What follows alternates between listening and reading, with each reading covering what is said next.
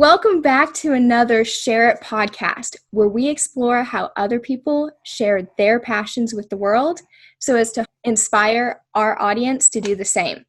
Tonight we have Olivia Orr. She is a dear friend of mine. We went to mission school back in Windsor, Colorado at Ellerslie Discipleship Training. Tell you what, that was a great program.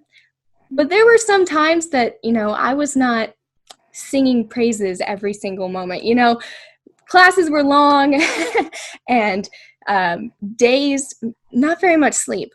But yeah, Olivia had a smile on her face every single time I saw her, and she always had something positive to say. So I invited her on today because I think that she is an inspiring young woman who is doing some pretty fantastic stuff with her new published books. So, Olivia, why don't you tell us a little bit about yourself and your books? Thank you so much, Payton. Yeah, that's a very, very kind introduction. So I am a graphic design student in college. This is my senior year. So for my final project before graduating, I've really been exploring children's books. And I think I've always had a special heart for just children and kind of simplifying messages. And absolutely my biggest passion in life, as Payton says as well, is the gospel and sharing that. And so I've really tried to create Christian books that can take really kind of complex ideas, things you can't see, and make them simpler for kids to understand. And so that's been my greatest passion to share.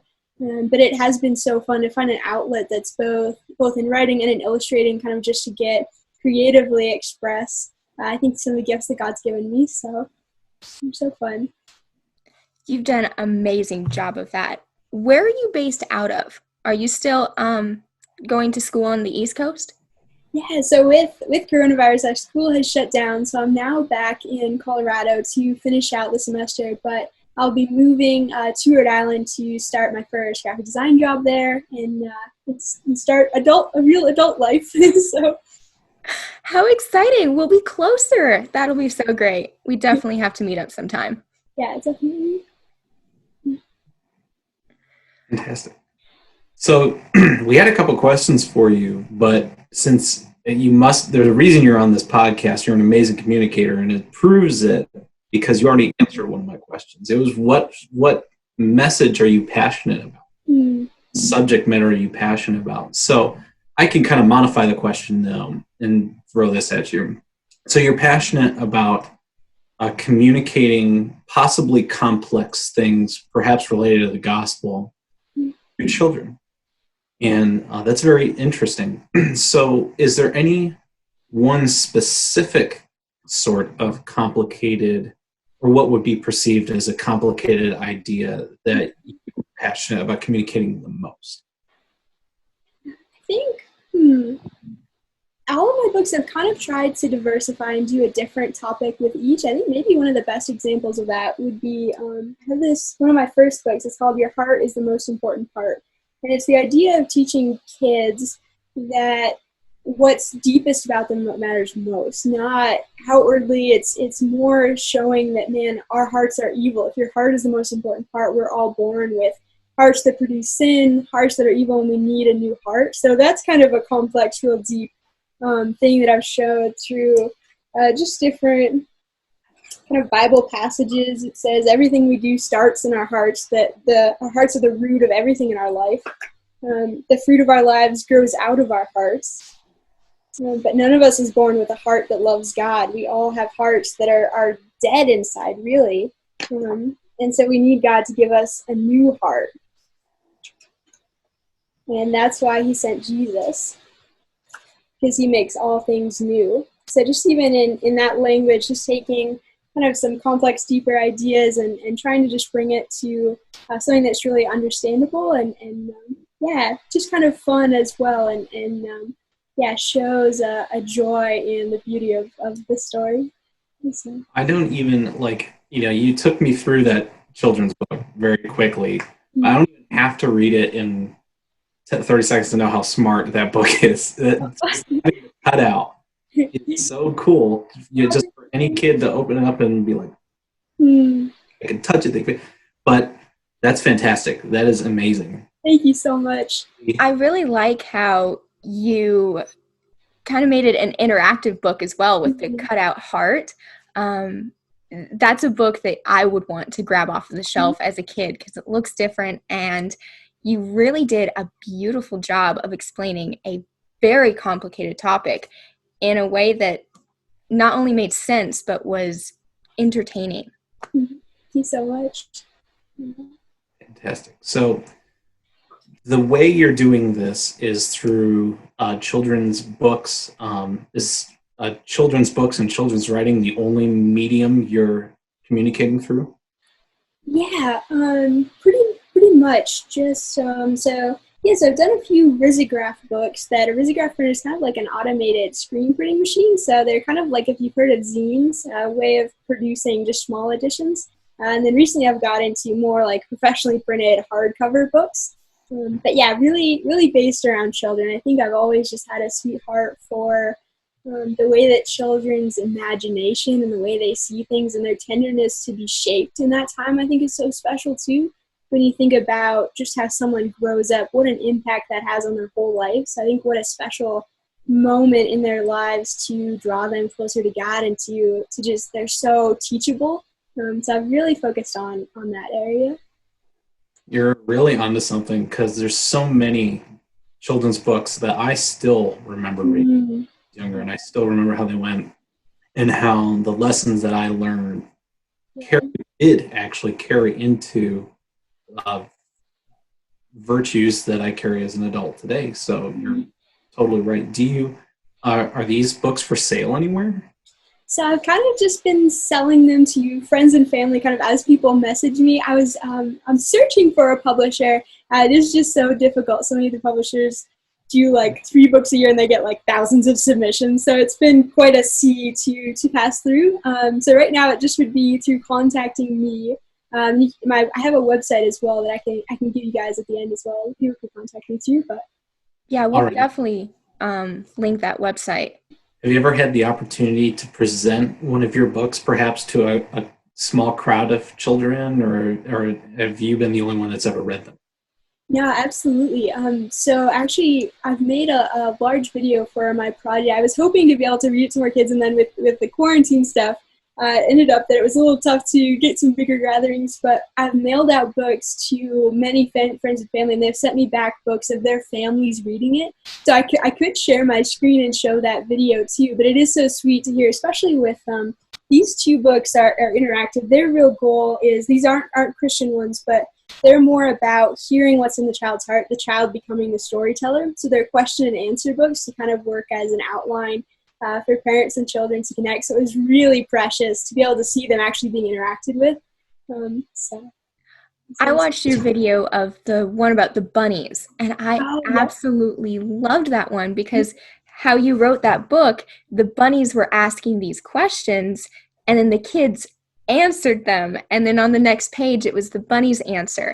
And I thought that was so creative, how you got, the parent is reading this to their kid, but the kid is actually being engaged in the book, in the storytelling as well.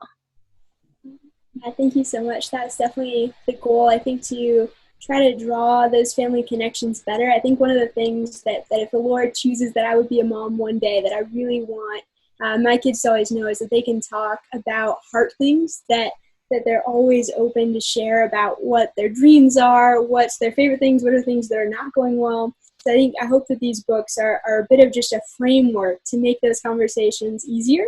If it's just in reading a book, it's not something that all of a sudden you bring up. So that's one of my hopes for them too. You've definitely accomplished that. I would say, maybe I have a child's brain, but I was certainly engaged just by looking at just the book covers, just on the inside of the one. It's and better than probably the 2 of us that children's books have to be extremely engaging, right? They have really smart themes like that for the to draw the child's attention back to the page, even if it's not the words, something to draw them back to the page to then go back to the words. Along the lines of things like the heart cut out in the one book, what are some other ways, what are some techniques that you use to keep your audience, your readers engaged on each page? Absolutely. That is such a key question. I mean, kids have such a small attention span, and I think that's kind of ever increasing these days with them being so addicted to phones. A lot of parents just plop them in front of that, and so they're like constantly being entertained, and so they get bored with something so quick. So that is, yeah, one of the best questions I think you could have asked, because that's, I think, the main battle in doing a children's book is how do you keep them interested and engaged. And so I think one of the main ways is that for my audience of children, they're not able to read yet. It's books that are being read to them. So their main way into the books are through the illustrations, through looking at colors and just those kind of things. So I've really tried to vary the illustrations, like especially in this one. This one's a book about a little duckling. He's small. And just in showing kind of things that are relatable, but having these different scenes of the mom and the duckling, so just showing the story visually so that even without words, you can get a sense of the journey that they're going on. And I think, yeah, this pacing through it of then the people he meets, the little crab and the sandcastle, things that they can latch onto, and the beautiful butterfly that he meets.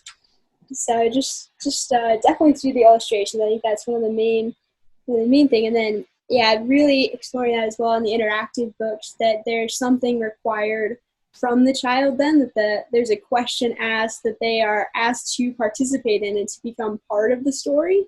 But yes, that's definitely one of the biggest battles. Even in many of the videos I've seen, honestly, the children do lose interest. So it is, such a difficult thing.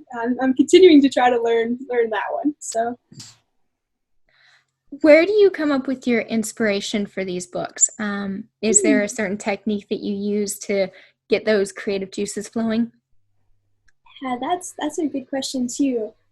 So my first two books that I made was the heart one, and then I made this overall one. So it was kind of started with, this one's an interactive one too. That's overall slip off. And the basic idea is you see God's goodness everywhere, and it goes through different ways. You can see it. Blossoms of flowers, in the peace in my heart, in the comfort of hugs, in the color yellow, and how he made me, and how he made you, and then the child can draw themselves in. Mm-hmm. And in overalls that surround us like God's love too.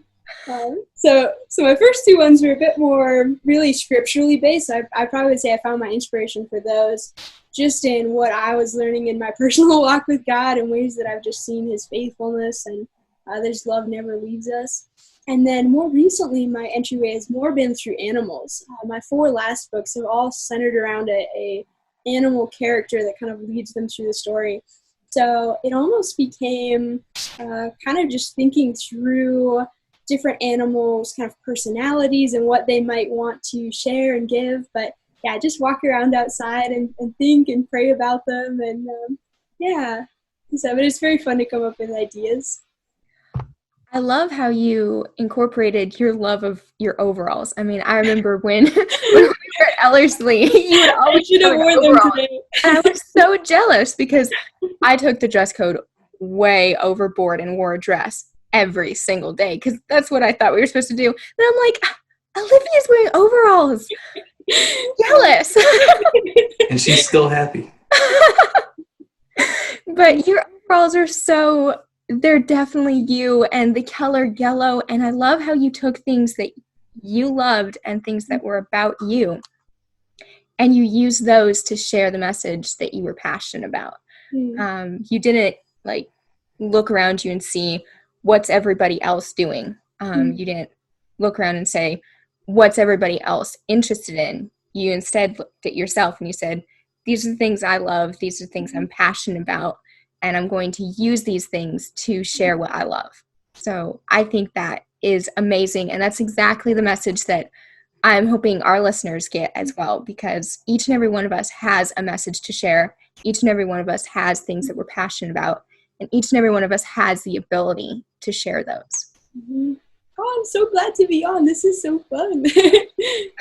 One question that came to my mind while I was listening to that is, as someone who would love to be a writer someday, but has multiple different ideas of books that have never become a reality, how do you push past that block of actually completing a book or getting those ideas onto the page? Mm-hmm. And I think that is one of the reasons why children's books are so awesome. I mean, a novel would be a much different kind of thing than writing a children's book. I think starting small has been so awesome for me to just be able to finish things. Like I've finished most of these books in like 3 weeks to finish a book, and so that is so rewarding too, to feel like you're able to finish something. So I don't have much experience. And I'm sure you're talking more about a more lengthy kind of full book. So I don't know I could speak to that, and that's quite a task to accomplish. But yes, starting small, I would say, has been really, really helpful for me. What is your end goal? Are you planning to stay with children's books, or do you want to go on to longer, more novel-like? I think such a big transition in my life right now with finishing college, where I've been able to have so many assignments. I could make whatever I wanted, so being able to do a lot of fun things. And now I'm working for marketing for a tourism company and an ad agency, so it's much more structured things that are going to consume a lot of my week. But I definitely want to continue making children's books, if nothing less, to continue to give to family and friends and just pursue it. It seems like something that I've so found my thing. And so I definitely want to continue with it, even if it is just on the side. But it would be wonderful if one day they blossom to a place that I could do that more full time. But for right now, I'm content with exactly how God's placed everything. And so I love how, even though your passion for writing books and sharing these messages with children, even though that's not technically your job title, it's what you're still passionate about and you're still doing it. And I think that's something that so many people struggle with, is they think that because they're sharing their passion isn't their job title or the biggest part of their life, that they can't go after it. And it's completely not true, because you have to start small. And if you really care about what you're passionate about, then you're going to be willing to start small and see where that grows and goes into. And I think it's great that you're doing that. I mean, you're taking things that you're good at, your design skills, and you're providing a living for yourself, which is fantastic. Everybody needs to provide a living for themselves. But at the same time, you're not letting go of what you love. And I think that is admirable. And I encourage you and hope that continues. And I can't wait to see more books. Thank you so much, Payton. Do we have time for 2 more questions? Yes, absolutely. Okay. Well, first of all, because the illustrations of those books are gorgeous. Even from through a computer screen, they caught my eye 100%. So I was curious, what sort of, do you use digital art software to do those? What's kind of your history with art? And I'm so glad you asked. This is the question I was waiting for, because that's something that takes the most time maybe. And I brought some examples of the physical ones. So all the illustrations are physically made. So the way I do it is from collage tissue paper. So these are some of the bunnies, how they look in person. But it is painting on tissue paper and then collaging them together. So I paint on large sheets and then cut out collage.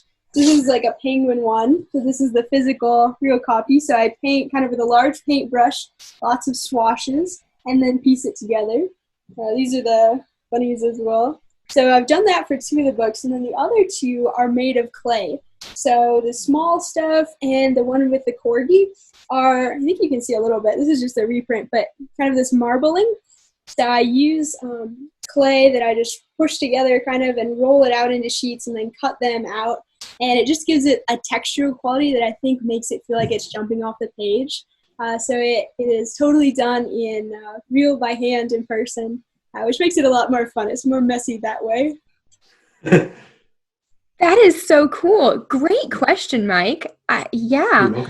So all of your pictures are actual physical products. They're not just drawn on. That is so creative. What a great way of using creativity and looking at how you can illustrate a book at a different angle. Because, I mean, if I was illustrating something, I would think, oh, I should draw it. But you went above and beyond and found something new and exciting.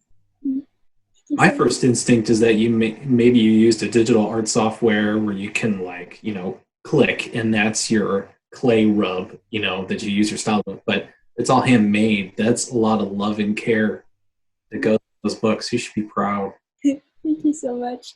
Yeah, there's something about, there's definitely, and technology's improved so much so you can apply a lot of filters and things online, but there's nothing like the texture you can get in real life and the randomness that happens in patterns. And I think you can always tell if something's handmade or digitally produced. No matter how close technology gets, there's something about handmade that you can always tell it apart. So, how do you take those pictures to capture your product so eloquently? Yeah, so for capturing the illustrations, I just scan them into the computer. So I just lay the clay on the scan bed and scan it in. What 3 tips would you give to our listeners to help them share their message? Things that have really helped you specifically? I think definitely practice is one of the most important things. I've written many books that are not here, ones that are just only in notes and that did not work out, that the storylines didn't make sense, that there wasn't really a moral to them. And so, yeah, I think with anything that you want to share, there can be so many good ideas, and just letting them all come out. The ones will rise that are really the best ones, but you just have to allow yourself that time to fail, because so many of them will fail. So just to not judge them right away, but to let them come out, I think is one of the most important things, and just give it the time that it needs for those ones to rise. Just have fun with it. I think one of the best things, just like Payton, I think what really the mission of this is that I so align with, is that the easiest things to write about and share are things that I think are specifically you, that only you can share. And yeah, I definitely believe, God has given us each different things that he's bringing us through and teaching us so that we can tell others and help others. And so whatever specifically in your heart is being most pushed to the surface of something you want to share, that is such a special thing. So definitely follow the Spirit's leading. Those are great tips and fantastic advice. I was really curious, because to write children's books, you have to understand children. So because it's often been said that if you can communicate to children, you can communicate to they ask such specific questions that adults usually either don't care about, or it goes, they already understand the context of things. But what are your top 3 tips just for communicating to children in general?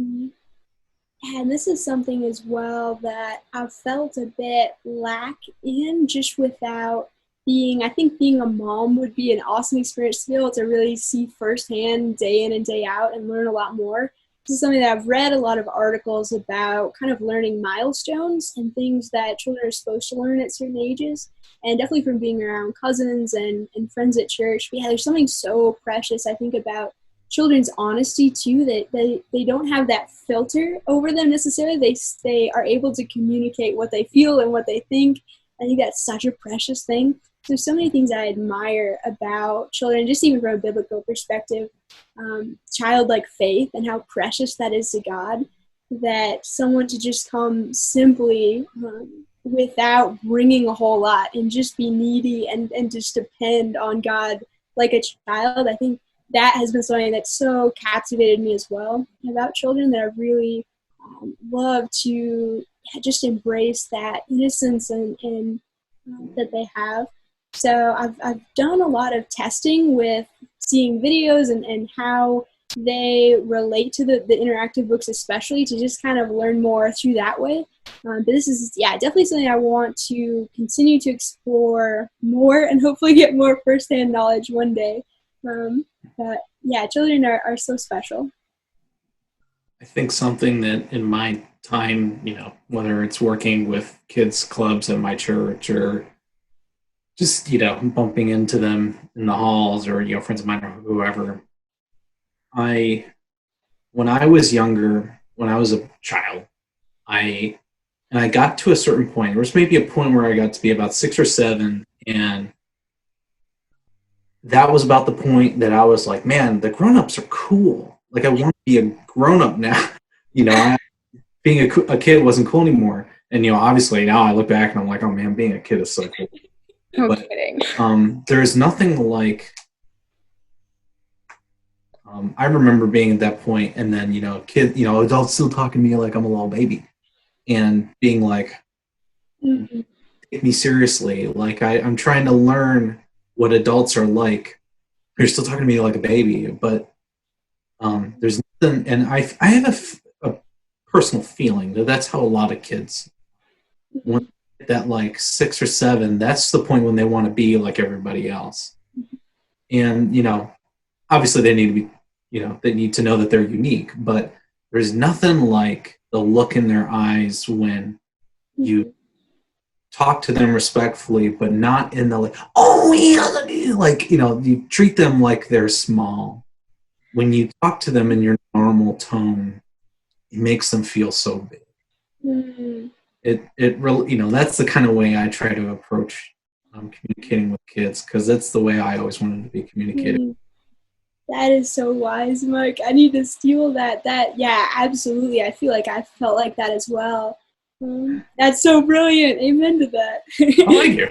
I think you honestly do that, Olivia, especially with your the book with the bunnies, because it's not just the mother or father reading to their child, it's them asking them questions, and they actually get to answer. They get an input.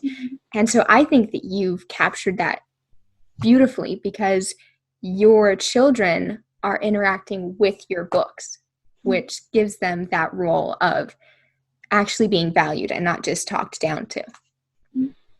No matter how young a kid is, they don't like being told they're a baby.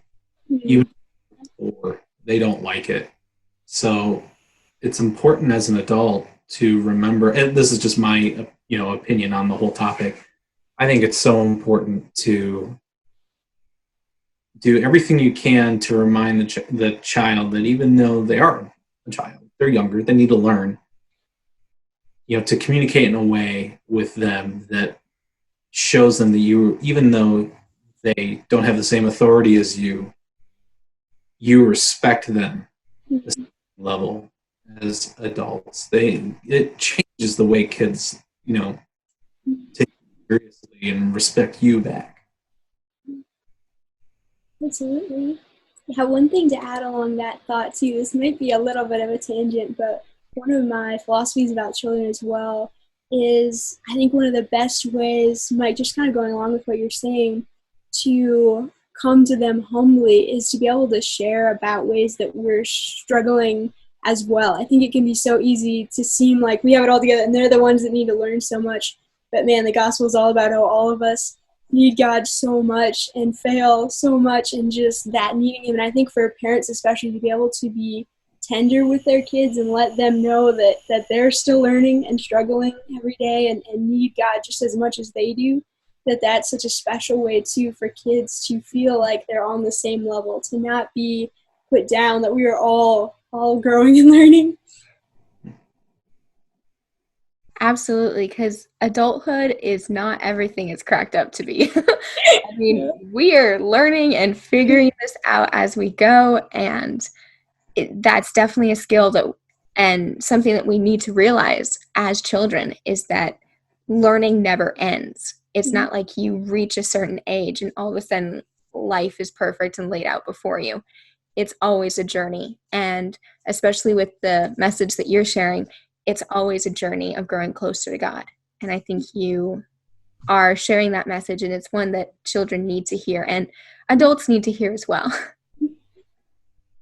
That's about all I have. I really appreciate your time, Olivia. This is so cool to me personally. I'm also someone really interested in writing stories that families, that adults can take seriously, but that are suitable for children. So, while I don't know if I've ever thought about writing a children's book, part of me is now kind of curious about it and experimenting with it. And you gave us and Payton's listeners a amazing place to start. Thank you guys so much for offering. It's been so wonderful to be on. As always, it is a blessing to see you, Olivia. Just your smiling face and the joy of Christ that always shines forth from your smile. Really, you capture the love of Christ in everything you do, from your books, from your words, and simply just how you treat others. And you've done a marvelous job of expressing that again today. So thank you so much for joining us. Thank you so much, Payton. Hope to see you again soon. Hopefully in person when I get out a little closer. Yes, absolutely. We must make that happen. That wraps up this Share It podcast with Payton and co-host Mike and our guest speaker, Olivia, today. Again, thank you so much for coming with us and sharing how you share your passions with the world so that our audience can be inspired to do the same. Signing off.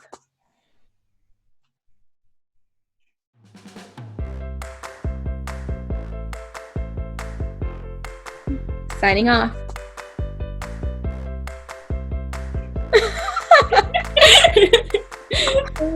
Perfect. I think we should do that every time. I watched the video 100%. last time. Absolutely. I think I'm doing it wrong. Like, you do it. Like, I just use the two fingers. Am I In the doing Air it Force, you have from your elbow to your fingers are straight. You have your thumb tucked in.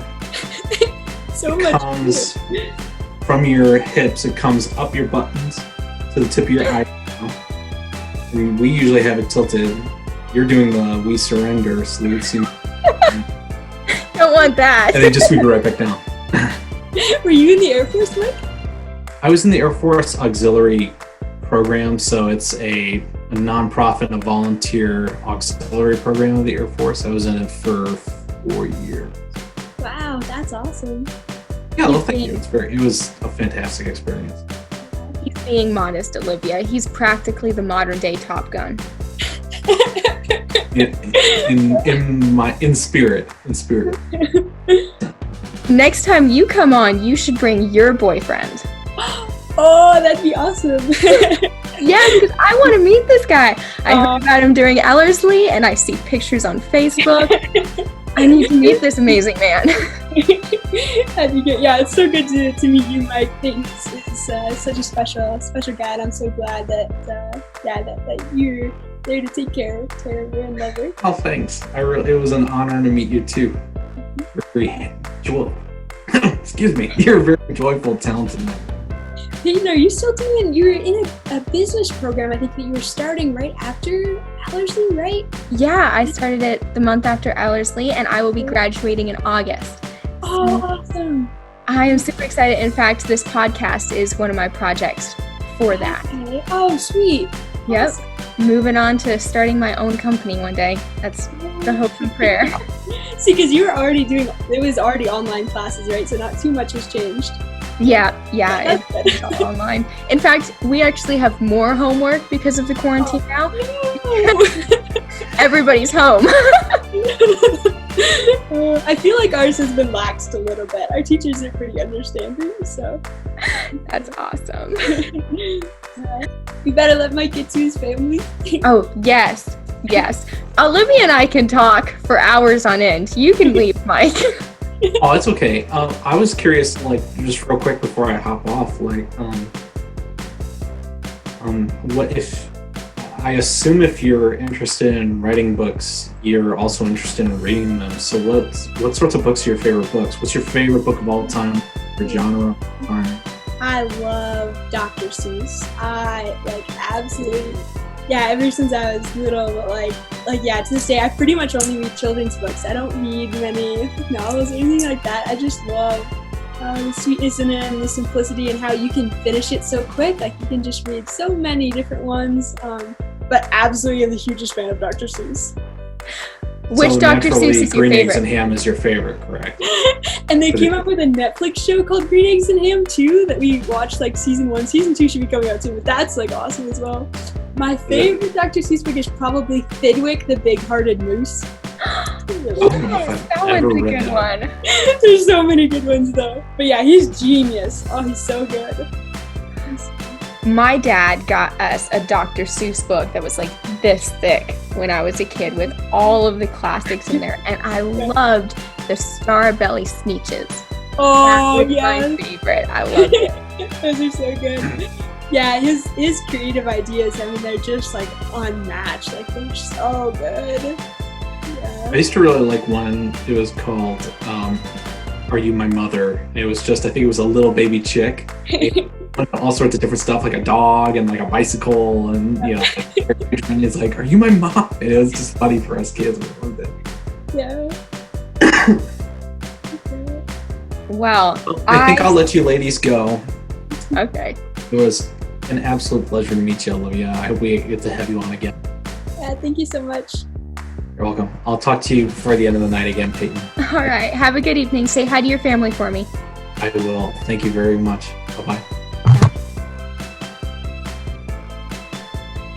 So how long have you guys been dating? No, now that he's gone.